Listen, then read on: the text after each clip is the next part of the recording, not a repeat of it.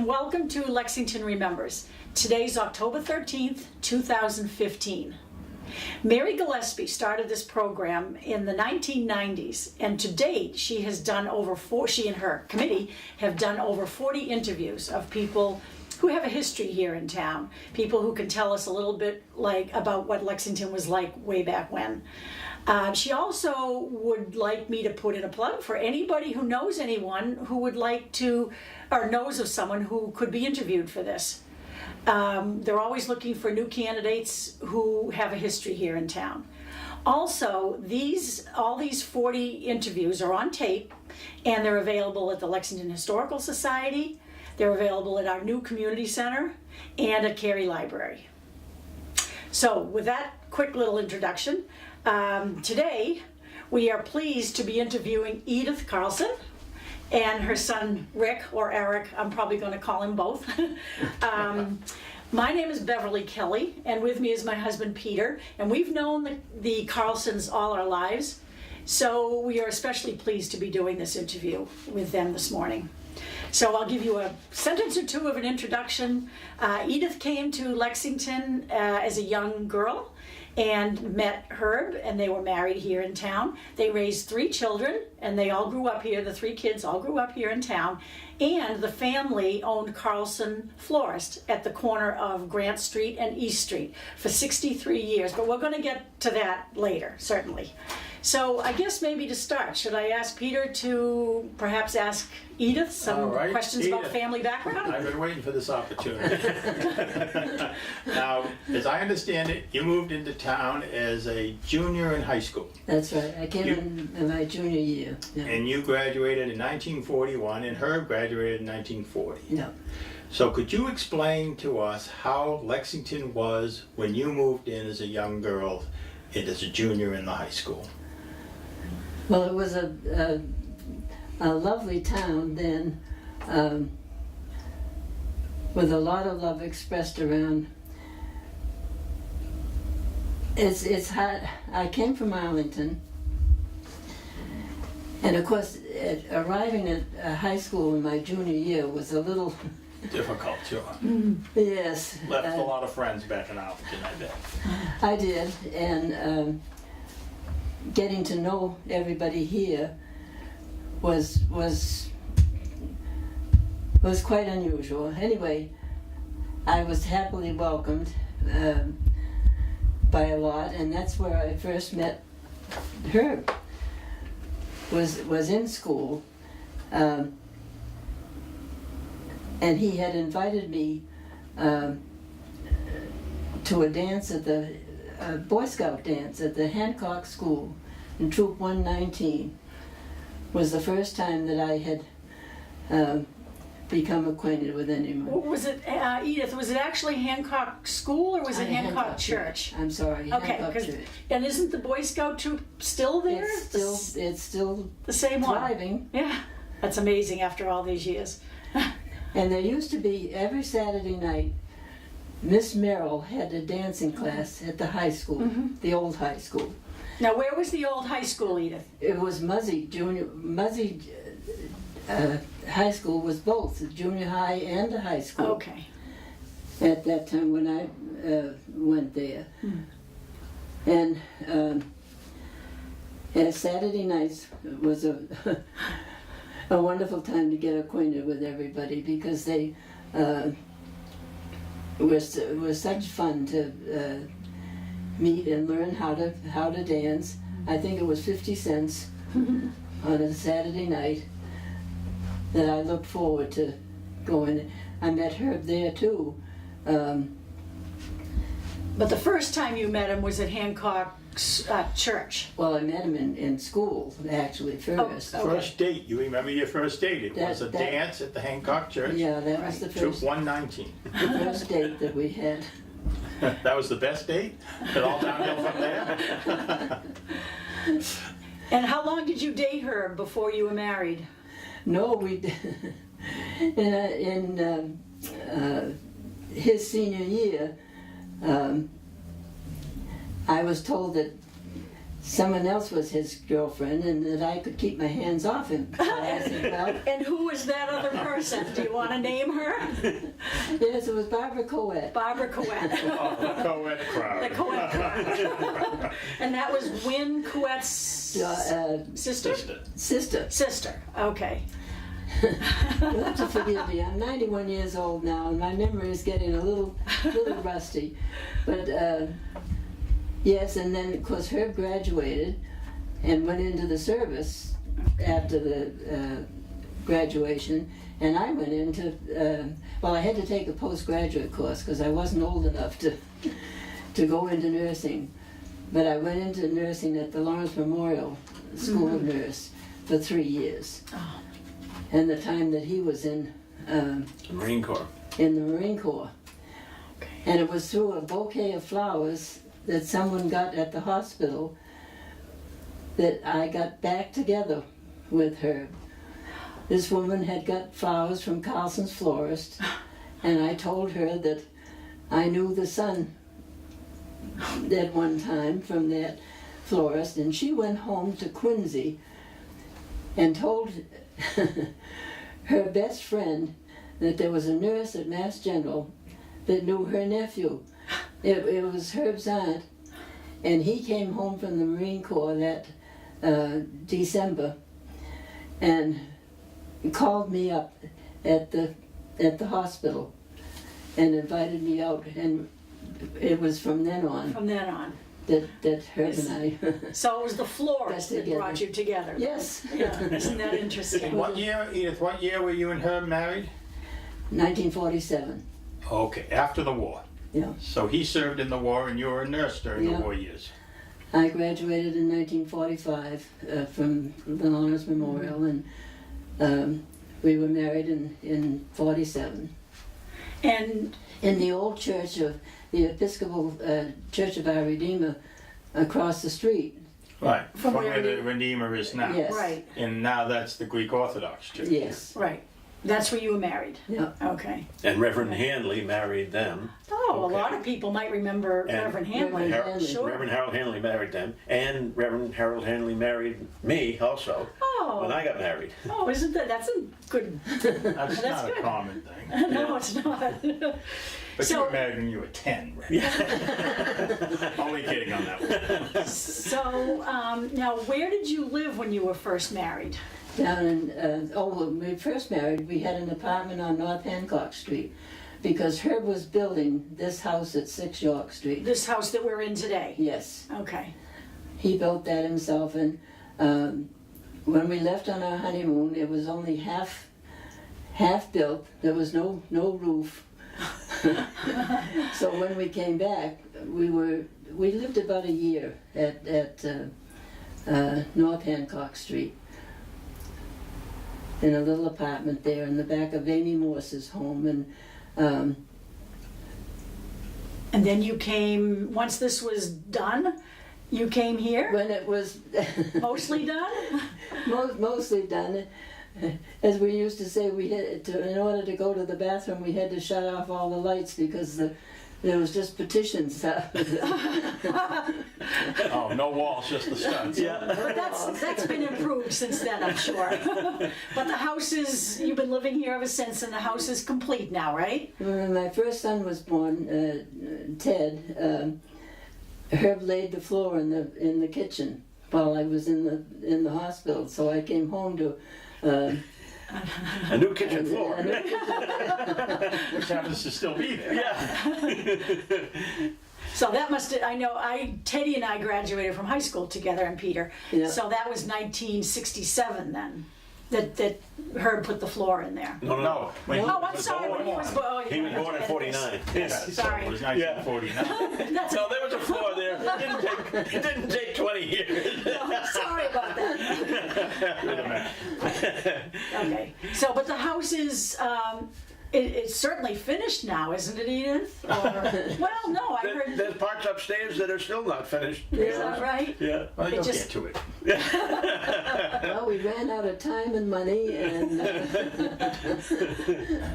it never has been completely finished upstairs. But it's been And I'm hoping, as I said, I'm 91 years old now, and I hope to stay here until they take me out, because this is Home. This is home. This is home. Yep. That's right, Yep. it is A home. lot of memories here, So, for sure. after you and Herb were married, did you continue to be a nurse? Yes. And did you I continue? never worked at the greenhouse at all. Okay, so I you didn't- stayed being a nurse, serving as a nurse. Now, after Teddy was born, did you continue to serve as a nurse Yes. around town? Okay. All right, but I- Herb I was have- doing the greenhouses. I have all my life, even after Ricky was born, I've taken care of all the family and a lot of people. And it was very disheartening for me when I found out that I couldn't continue. This And is I can remember going to Fisk School with my brother, Ted, and so she'd work a shift from 11 to 7 at night, and she'd come home, get us ready, we'd go to school, and so she'd go to bed and sleep, and I can remember coming home many times when she was still asleep after getting out of school, and we couldn't get in the house because the house was locked. Did you that come was- home for lunch from Fisk when Yeah. living here? Yeah, a lot of times. Yeah. Yeah. Yeah. And You could- sometimes your father had to take you, both you boys, down there. I tried not to work. I specialed after a while and would only work a couple of nights, so that I would be available. Yeah. So, can you tell us, either one of you, a little bit about what the Saddle Club Road area was like way back then? Because it's certainly full of houses now, and back then it was open fields, or what was it back then? Well- In like the 50s maybe. It was a dirt road Grandchester. Grant Street was a dirt road. Yes. Oh, Grand Street originally was a dirt road. for Yeah. for a long time. Oh yeah. And there was a big estate on the right. There was the Paul Bowser estate. He had a racetrack there of sulkies Right. that we could see from our house here up on. Yeah. Do you remember those, Rick? Yeah, I used to climb a tree in the front yard and sit and watch the sulkies going around the track Huh. right down there. And that was right up till about 1960, I think, or late 50s. Oh yeah, for sure. Oh. And then the houses down there. And then of course there was Boozer's. Boozer's Farm, right at the bottom of York Right. Street. Okay. So Had a farm that was stand. all farmland Right. down on that side. Had a farm stand there, and I used to remember. I think I talked to you this before. They had a Coke machine in there for 10 cents. And so you could get Fanta, root beer, and orange out of their Coke machine for 10 cents when we were kids. A good memory of Yeah. your But I childhood. remember going to the fire station. They had a Coke machine. It was always a nickel, all through the 50s. They had Fanta because that was part of the Coke company. Yeah. Yeah, root beers, all a nickel. Yeah. And they, right at the bottom of York Street, going across Boozer's Farm, was a dirt path, literally going out towards Vine Brook. And I, back in the middle 60s, you could still go back there and hunt. And I would, with Like friends with a of gun? mine. With a Yeah. gun? Yeah, you could hunt. It was a legal hunting area when you got across Vine Brook. And we used to hunt pheasants and ducks over there on the other side of Vine Brook, right from here. And you did this as a teenager? Yeah, we did that. What did you the do middle- with the ducks and did you bring them home? Oh yeah, we'd stuff them, and I have a couple mounted still, and a pheasant that was mounted from then, and we would hunt over. You could legally hunt there in Lexington, right Back across Vine Brook, in the mid-60s. because there was nothing from there over to Woburn Street, Right. basically. Right. Well, that would have been Joe Leary's land, who lived on Vine Street. And all that land, which is several acres, which he, Right.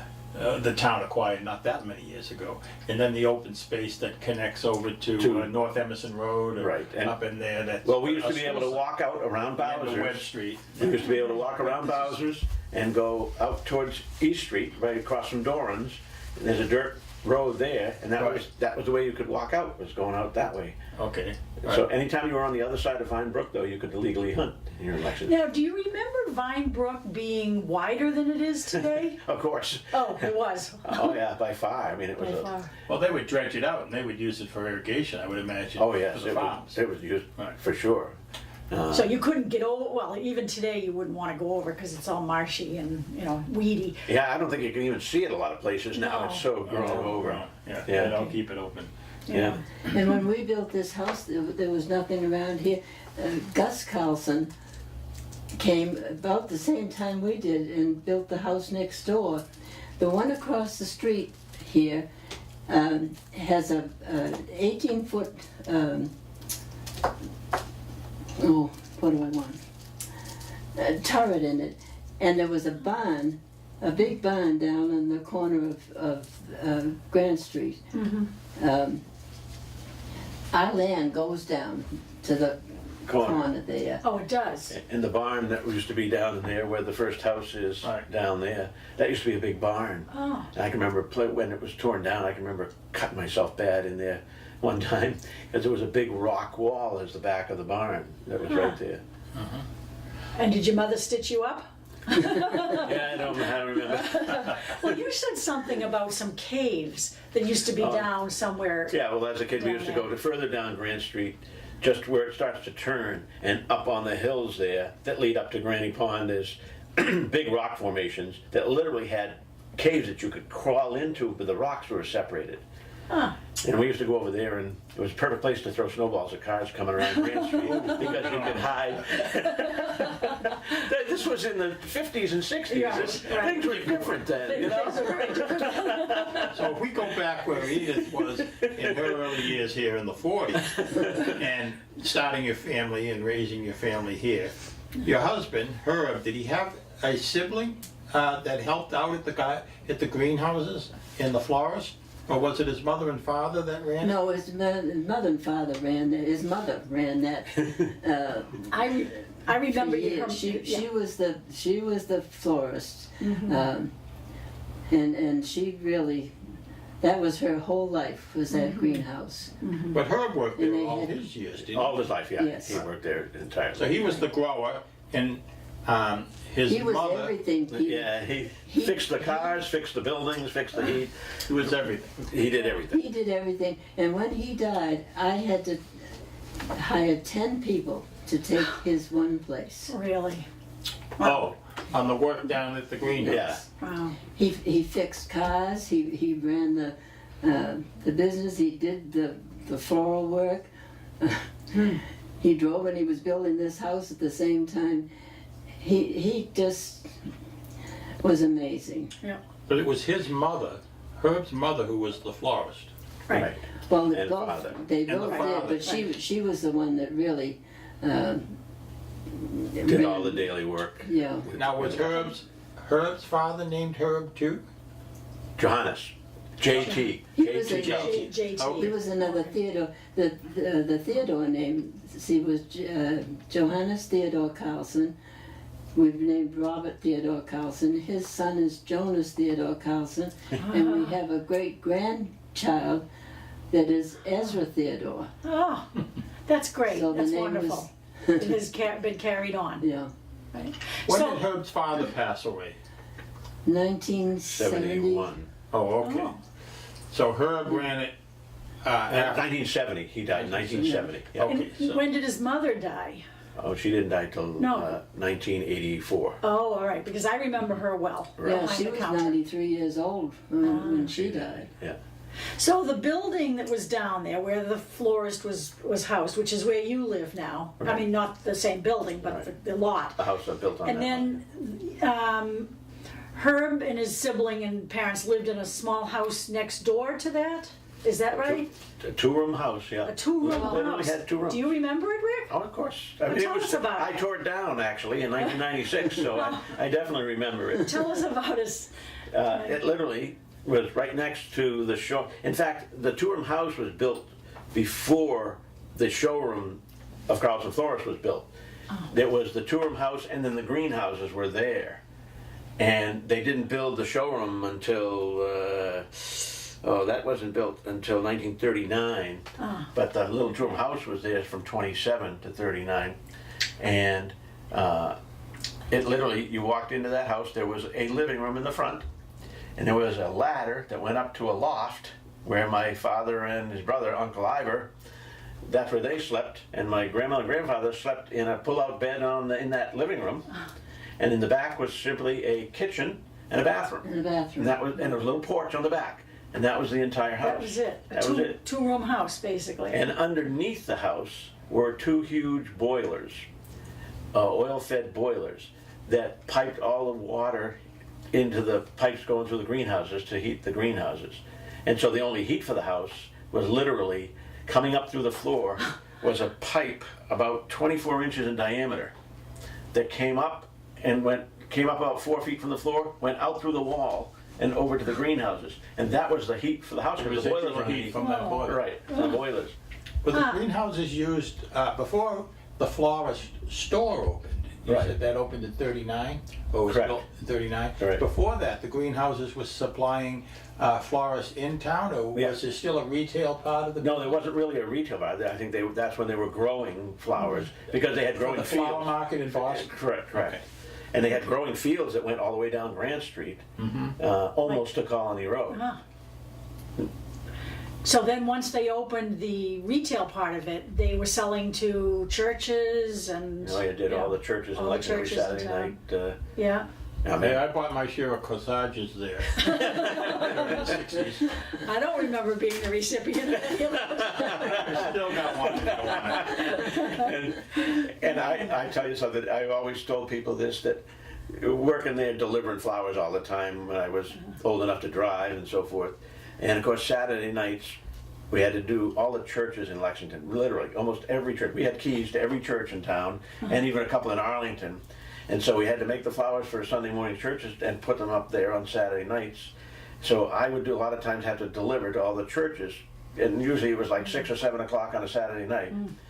And it was the scariest things I ever did in my life because I would have to open the doors of the churches with nobody in there and walk up and put flowers on all the altars in the pitch black, not knowing where all the light switches were. I think I ran out of a lot of churches scared because it was, one of the toughest ones, believe it or not, when it was built was Pilgrim Church because the only way you could get to the altar was going in the front door and you had to walk all the way down the center aisle, go up to the altar. And it was a very eerie feeling with no lights and They wouldn't tell you where the light switches were. no, they wouldn't tell us where the light switches were. So you had to find your way up to the Hancock Church was the easiest because you could park on the side and just go up a couple of stairs, get right to the altar, and get right out again. Right. That's funny. He also did all the cemeteries on Memorial Day. Oh, wow. For That's a big- years. He big used to contract. plant, and several times I used to go with him. The old Soldiers Monument down at the old cemetery beside the Muzzy High Muzzy. School. Right. Yeah, Um, Oh, yeah. He used to plant those things himself. See, every year that it was From Memorial that it Day? was Yeah, taken yeah. care There of, was yes. something Yeah. Veterans Day? And he had a list from the town of perpetual graves that needed to be, and From- that was quite a job sometimes I because Lexington Cemetery does not have big stones. The stones are all in the ground, and you had to go look for. He had to remember where they were. Yeah, that's not easy. No, and Yeah. some of them, they were facing one way and others are facing another way. And it took a lot of time. Those Memorial Days he spent. And I can remember going with him, and in the graveyard next to Muzzy, I forget what the name of it is now, The Monroe the Cemetery. Monroe Cemetery, we would plant flowers on Memorial Day in front of graves from the Civil War people, Well, Cosgrove got the Congressional Medal of Honor. Yes, we had to plant those at And Cosgrove's grave. his tomb is there. He Yeah. got it from the Yeah. Civil War. Yeah. And I'm sorry, I just want to say, No, yeah. originally Carlson started off as Carlson and Brown Florist. He was my grandfather was partners with Arnold Brown, and they originally came from the Nahant, where they worked in a flower business in Nahant originally. Any idea why they landed in Lexington? Now, this would have been your dad's parents, Correct. and they came up from the heart. Or down from the heart, I guess you'd say. Yeah, interesting. Yeah, and Oh. they, I don't know, I actually don't know why. They both came over from Sweden, landing here in Boston, in somewhere around 1915 or 17, I believe. And Came for the cheap land, I guess. yeah, a lot of people, I didn't realize, I was trying to look up the ships that came in. I know my grandmother came on the American lines. I actually have a photo of her at the dock. There's a photo of her right at the dock getting off the ship.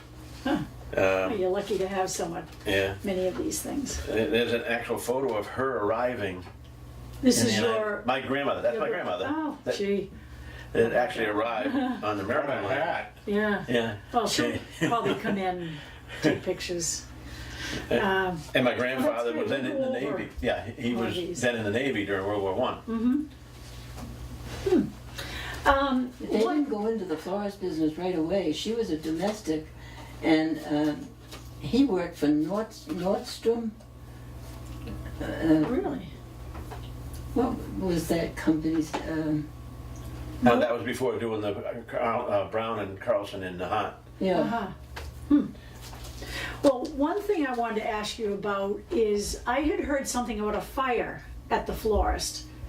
When was that, and how did it start, and what happened? Do you know, Rick? Oh yeah, I was there 2 hours before it caught on fire. It caught on fire like 3 o'clock in the morning, and Ooh.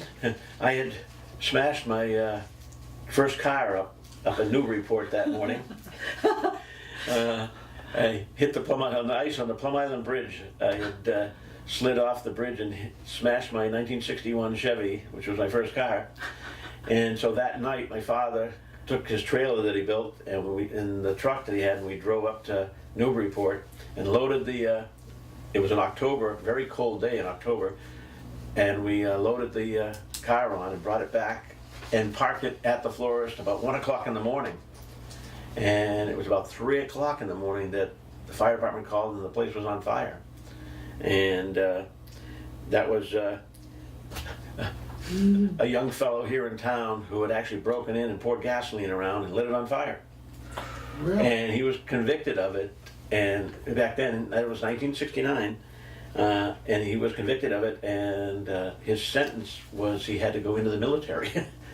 Oh, is that right? Yeah, he had to go in the military. 1969? 1969 was. It was a local Yeah. fellow from Lexington? Yeah. Okay, that was the punishment in those days. That was Yeah. Vietnam days. he had Yeah. broken Oh, in that's a right. couple of times. A couple of times before that, and then Uh-huh. this time he broke in and poured gasoline around and lit it on fire. Wow. And so they did save the floor. And my father, it was because of the Lions Club, basically, a lot of people in the Lions Club that helped Oh, rebuild and reopen the place. It was the Lions Club people that. Strong Was your fraternal dad organization. involved? He was involved with the Lions? Oh, he Club was then? 40 years of perfect attendance in the Lions Club. Yeah. Is that Yeah. right? Yeah. No, he Wow. never missed anything from the Lions Club. Wow. He worked. 40 years, perfect There's the best attendance. picture of him there. Uh-huh. At the 4th of July carnival, see, with his Oh, truck and his gee. Lions hat. He was the only one that had a purple hat. He wore that for 40 years. Oh, The wonderful. purple Lions hat. Yeah, yeah. So- Oh, that's terrific. Terrific.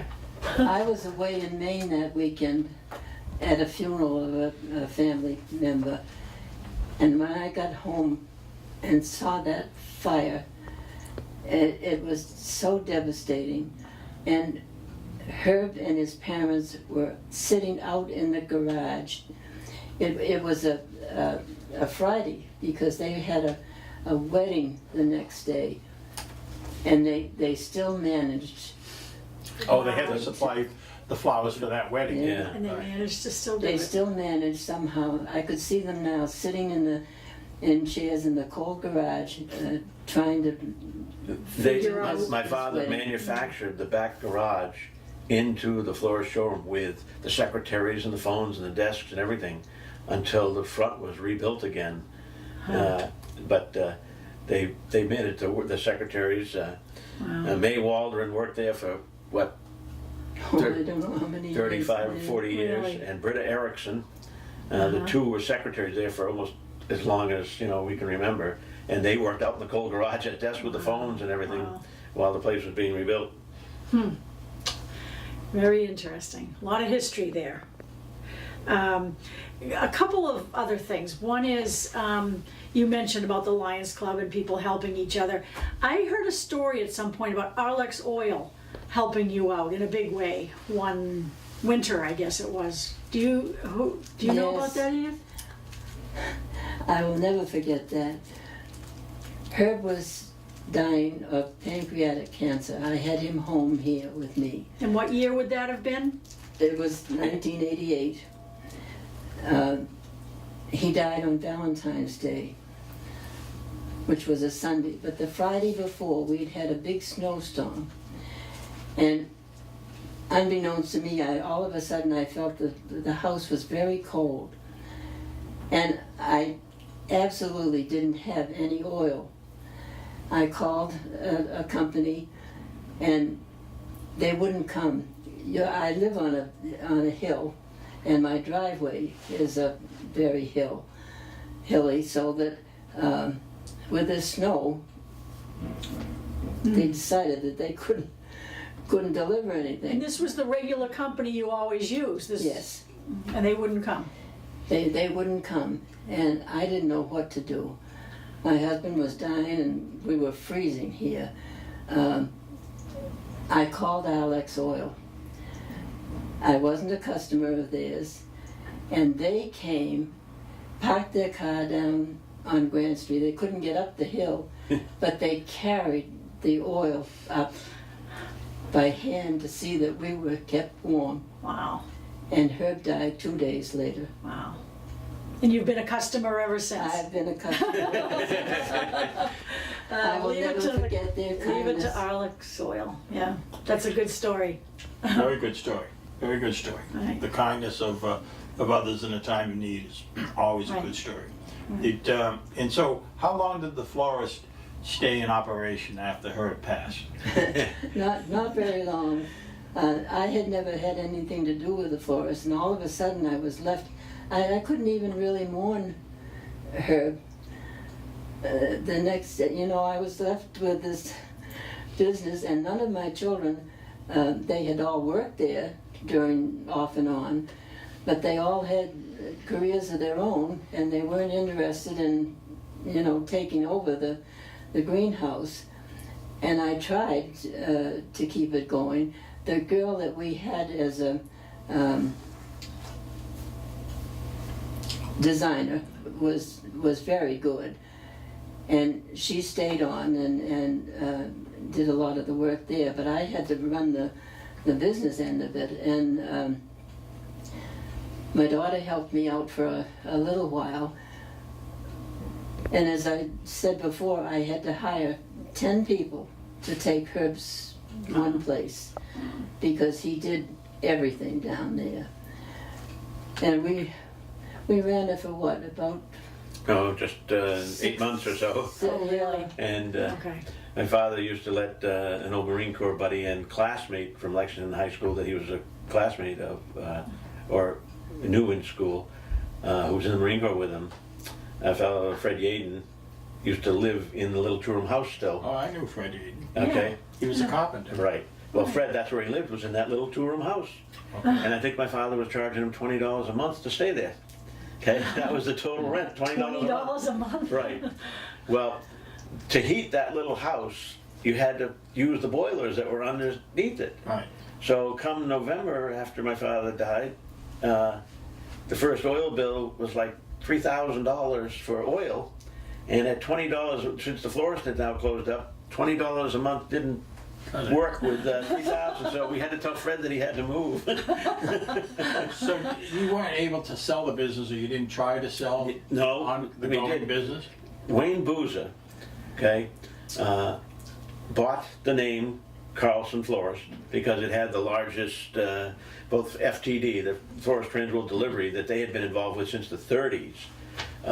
So whenever people from the rest of the country or the world needed to send flowers to somebody in Lexington, it went through FTD, and Carlson's was the FTD florist here. So therefore, Wayne was very nice and bought the business, and just moved down to East Lexington there called Wayside Carlson Florist, because they had Right. Wayside Right. Florist in Concord. Right. And he called it Wayside Carlson down there, and just used it as a florist just out of a retail store there. But he got his inventory from the Flower Exchange in Boston. He Correct. didn't grow anything No. up in Lexington. No, he did not. So those days ended. Those days ended, yeah. And I will say that Wayne, to this day still, every Christmas, Easter, holiday, Thanksgiving, Wayne Boozer still brings my mother flowers on each one of those occasions. Wow. And has been doing it ever since. 27 years. Yeah. Yeah. Wow. Well, Now, he's another part good of- story about. Part of the Boozer family that's still in Lexington. Oh, they're all related, Yeah. yes. They're all Oh, yeah. related. Yes. I'm sure they are. I'd like to go back to your early years in town, because you were here in 1940, and Herb graduated in 41, went off to the service, as you mentioned. What was Lexington like for you during the war years? What do you remember? Anything particular Well, I about was the in- blackouts or the... Oh, yes, I do, Peter. I was going to say I was in training, but my father was an air raid warden at that time. No, where did you live, Edith? Where did you grow up? Tucker Avenue. Tucker, okay. 50 Tucker Um, Ave. 50 Okay. Tucker Avenue, down in East Lexington. Right. They call it Liberty Heights today. Yeah, it's Yeah. where, who Mike Mike Leary Leary's house. bought the house. Mike Okay. Leary's house. Yeah. I'm sorry, go ahead, Edith. Yeah, my father was an air raid warden, and he also worked with Michelson's father. What was his name? Oh, Harold. Harold. Harold, yes, Harold. He and Harold used to tour things at night to be sure that shades were pulled. We had to pull all the Right. shades in our home to not show any lights, and it was a scary time. And there were a lot of rationing, wasn't there? Oh yes, we had those ration books. I remember I could only get one pair of shoes. They were coupon books? Yeah. Is that what they were? Okay. Do you remember the days of butter, where you mix the butter in the Oh, with lye, that- oh. in the color, Yes. and during the war years? I don't Yes. remember that, but You used to have to squeeze that to Right. make it yellow. make it yellow, right? That's the stories I got from my mother and my mother's family who lived here during those years. Yeah. But things got better soon after the war, and you got married in 47 and started on your journey of And of course, raising then a family. I was in training for the 3 years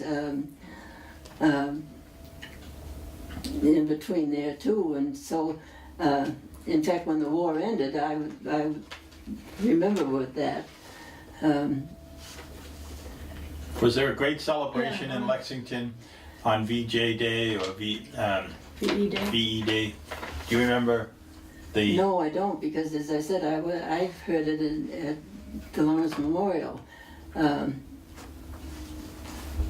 Because I was living over there. Oh, okay. You were living in Lawrence during Yeah. your education. I see. Oh, okay. No, it's not Lawrence. It's the Lawrence Memorial in No. Medford. Oh, yeah, okay. long 90. But you had dormitory. You lived in Yes. dormitories there during your Yes. education.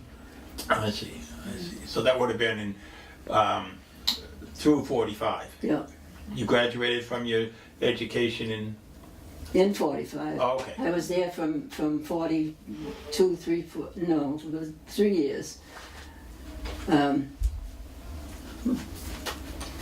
Yes, then they had dorms, and then the Lawrence Memorial is still now about the only one that has a certified nursing. school, still School. associated with the Yeah. hospital. Did you ever have a job in Lexington when you were in school or I growing up? worked at Sims Oh, okay. I was born at Sims. in the Were operating. you born at Sims, Rick? No, No. I was born at Lawrence Memorial in Medford. Oh, okay. You had a deal. She had a deal. They were all my children were born at the Lawrence Memorial. Oh, okay. But when I graduated, I worked at Mass General for Right, several years. right. And then after the children were born, I came and worked nights and specials here at Sims. So did you drive? Is that how you got to your job? That was one of the first things that I did after I married her. I decided that I wanted to learn to drive, and I called up this place in Lexington, and I used to wonder if someone would come and pick me up, and it was March, and that I was learning how to drive, even in the snow and in the cold. But I took lessons and got my license, and so I was able to drive. That was a big thing in my life at that time, too. Sure. And even when we were kids, for some reason, we all were able to manage when 4 of us could drive, my brother, myself, before my sister could drive, and my mother and father, we managed with 1 car, you know. Unheard of today. Yeah, I mean, you know, we managed to survive with 1 car, whereas today, everybody that has a license has a car in a Or house. 2 cars. Or 2 cars. That's the trouble with the roads now, you can't get around Well, anywhere. you can only drive 1 at a time, I've come to realize. Well, I'd like to ask, speaking to that, you had a number of different jobs around town in addition to working at the florist. Where did you work? And I'm sure you must have driven to those places. Well, when I started off at 16, when I could work, I worked at Stop and Shop when they were barely just opening. Well, And- Peter worked there too. Yeah. I And was trying to open the doors in March, I think it was, of 1966. Do you Right. remember working together? No, I think he was in 67. I was there in 67, because it was Frank Quinn was the manager. We had to wear those uniforms. They had to wear those yellow and brown uniforms. Colonial uniforms? Yeah. When you worked there, did they have a carpet on the floor? 'Cause Yes. It opened with a carpet. Yeah, no, they had just taken the carpet out, I think, when I was It there. was a bad idea. And I had to work outside as a bag boy Right. first to start. And they had the carts, you wheeled Right. out on those On dollies. the dollies that went through the wall and out the thing and you put in the car. Well, I was pretty small, see, at the time. I was only 5 foot 4 inches tall when I was working there. So we used to put you in the box. Yeah, but I was only there, I think, a week doing that, and Frank Quinn made me a cashier. So I went in, now I got to be a cashier. That was You got to stay warm. Oh, yeah. so I got to be a cashier. But then they found out that my grandparents and father ran the florist. So guess where I got to work at Stop and Shop? They had a florist in the Stop and Shop. So I got kind of a cushy job working in the florist at Stop and Shop, whereas everybody else was. I was able to work there, and I worked there for I think almost 2 years. Yeah. And We had a lot you of fun. remember the carpeting and then the carriages Yes, wouldn't... we had a orientation. I started working for Stop and Shop, and I was trained at the Stop and Shop in Waltham before this new store opened. And when they put the carpet in, we had a day of orientation before the store was going to open. And this big trailer truck comes out and unloads all these carriages, and we're bringing them in, help bringing them in.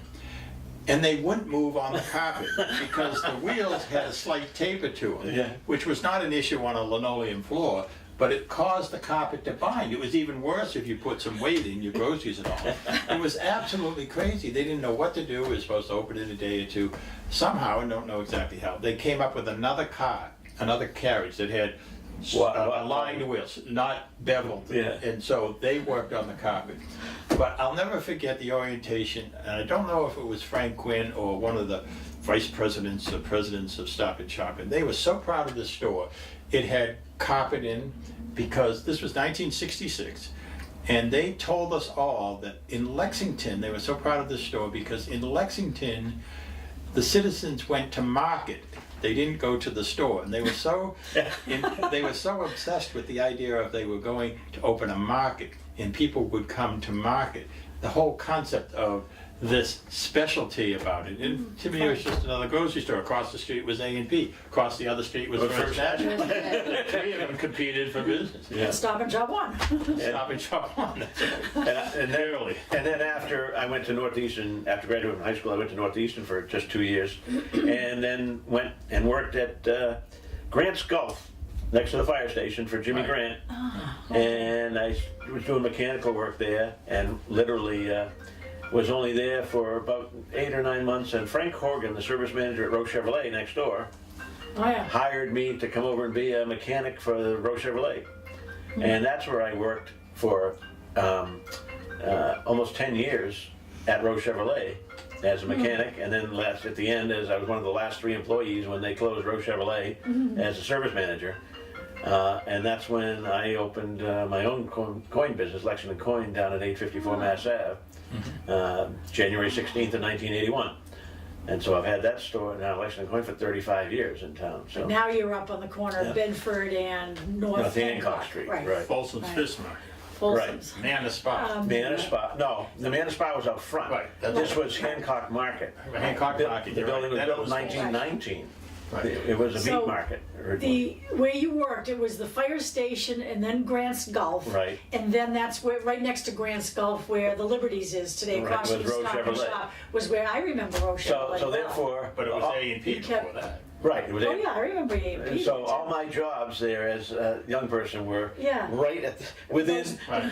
Those 500 feet of each other. They were all. I tell people today they can't believe it. I've never lived or worked any place but in Lexington my whole life. Well, can When you I say tell that? people that, they go, "You're kidding." No, that's a true story. That's true, yeah. Yeah, I have never that worked or problem as lived well. anywhere but in Lexington. I'm just glad I don't have to commute anywhere on 128 anymore because it's Yeah, a disaster. no. Edith, do you have any interesting stories about raising your 3 children during the 50s and how Lexington was? Yeah. Were your boys Well, you know, Boy Scouts? when or- you mentioned, oh yes, I've been in Girl Scouts and Boy Scouts. When you mentioned the First National and A&P, I was remembering both those, and Selects. Remember the ice cream store, Durand's or Brigham's or Durand's. Durand. Oh, yeah, Durand's we all downtown. remember Downtown, Durand's. yeah. Sure, sure. They used to call it Selects too. All the children, high school kids, Yes. ended up there in the soda Right. Right. Yeah. ice cream place. And then Brigham's was next to, was it Ingles? What was the, English Stationery Store or Yeah, or the same Foster? goes Foster. next, Store. that's right. was next door. And I remember Baker's Oh, Bessie sure. Baker, dry goods store. Bessie, Yeah, Gabe and Bessie. Bessie Baker.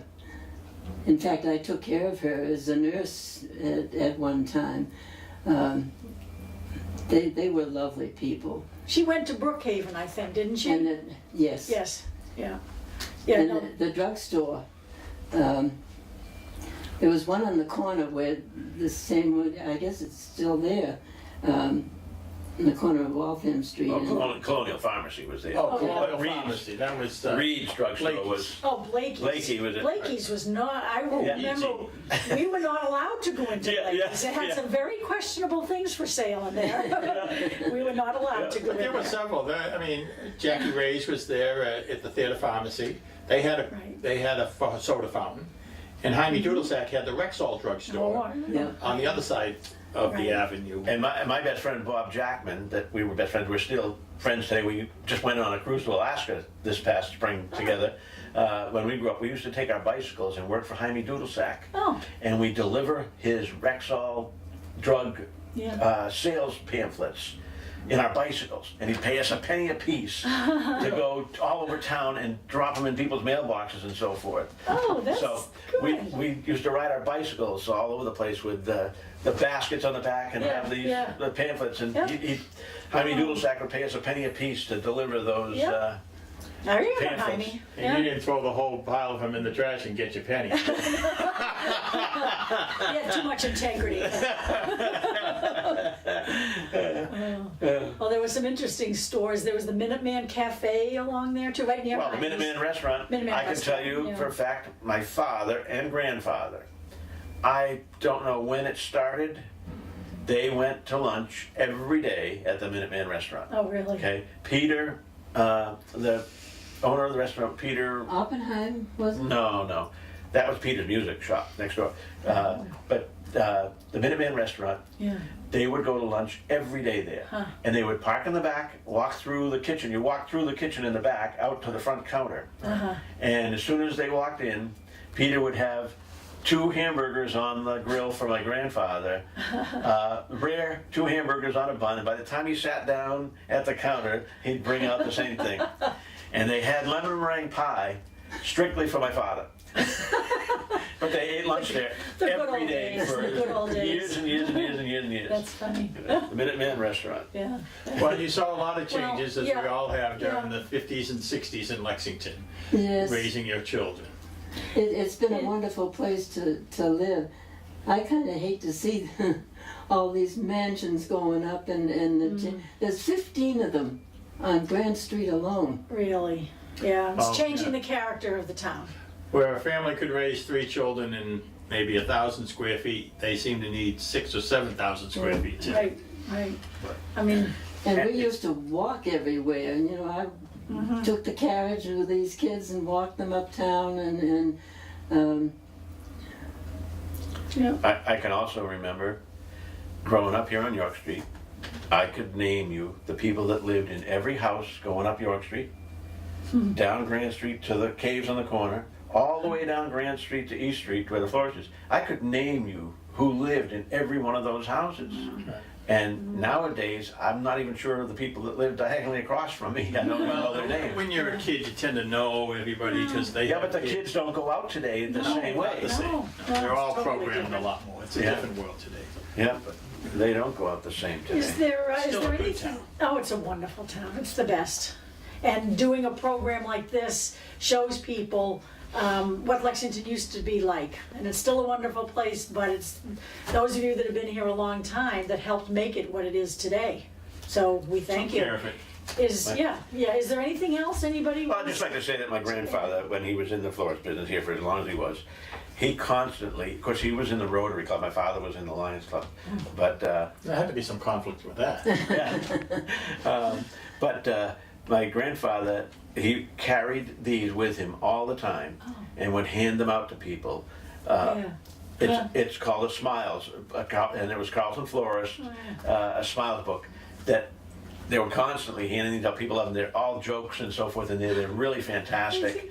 But he was very great. He would hand them out. It's like a business card all the time. The little magazine of wit and humor. Yep, no, it's really good. It's all full of great jokes in there. It's very interesting. Oh, isn't that cute? The sales. Well, And they used to advertise all the time. Of course, they had blotters. Back then you needed blotters to work with when you with the ink. And so there's a constant. I have a whole lot of the blotters. I even have one of the very first ones that was actually listed as Carlson and Brown. See that? Which wasn't very long. so when did Brown stop being part of Carlson and Brown? 1931, I believe. 31? Yeah, I believe. Well, it was when did Carlson start again? 27. Started in September 1927 Okay, as Carlson And Brown. And Brown. and then Yeah. he was with Carlson for 4 years, or Right. roughly, and then Right. okay. And even going back, there's a beautiful picture here of it was called the Lexington Board of Trade before there was a Chamber of Commerce. Oh, it's The Chamber of Commerce didn't start until about 1934 or 5, I believe. There was the Lexington Board of Trade, and this was at Cary Hall. They had a big floral display of Carlson and Brown florists, and the Lexington Board of Trade had a big show they put on in Cary Hall. Interesting. And that's an actual photograph from there, probably That's good. probably about 1929 or so. It looks like almost a Christmas scene. Well, it was just floral displays, I believe. Yeah. Whew, pretty fancy. And do you want to show what Lexington, what it looked like in the area? You want the picture? Yeah, the big picture? This is what it looked like. Except it's upside down. Yeah. I don't know if you can get that without the glare on it. This was the corner of East Street and Grand Street, and you can see the florist, 3 greenhouses, and the showroom. And in the center here, let me borrow your pencil there, Peter. This is the little 2-room house still right there, with the laundry out on a clothesline in the back. This picture was an aerial photo taken in 1951, and you can see how Grand Street, there were growing fields going down Grand Street here. This was all part of Bowser's apple orchards over here, and which there's still apple trees in some of the house lots over here on Saddle Club Road from this. This was corn that they grew here. This is Vine Brook, which looks like the Charles River back in 1951, whereas today you can hardly see it. Yeah. And this was Porter Wilson's greenhouses, where Fisk School was built about 3 years after that right here. There wasn't a road going into Diamond, and this was the Burnham Farms here. And Cups had a greenhouses on Woburn Street. Oh, my brother worked for Cups. Wally Cupp had It's greenhouses still there. They're still there. And his wife told me a story when she saw this picture. Wally Cupp was in an airplane and they crashed right here into Bowser's. And all he did was break it. They crashed an airplane into Burnham Farms here. And all he did was break his nose. But she was telling me he crashed in the 40s or something in an airplane into Burnham Farm. Wally Cupp did. Yeah. But this is all Keeler's property in the back here. That's the Fisk House that was built in 1875. That's the original Fisk House built in 1742. That house right there. Oh. And that's still there today. And those two houses are still there today. Yeah. Yeah. And That was pre-revolution then. oh yeah, 1742 Yeah. was the Fisk House there. So all these houses were built in the late 50s and 60s. Yeah. Diamond was built up over here, and the road systems were in, and now those houses from the 60s are being torn down, and even bigger houses are being built. But you want a good tip? Buy some land right there. Buy some land right there. Well, that's a nice way to end it, by looking at the aerial view of the whole neighborhood where you live. Wonderful memories, Edith. Yeah, so thank you both very, very much for being thank willing you. to do this. Yeah. This is something that will live on forever in the history of Lexington. Yeah. You're part of the archives now, Edith. Yeah. Like it or not. Both are. I'm So- afraid I've been one of the archives. So thank you very much. All right. And thank you.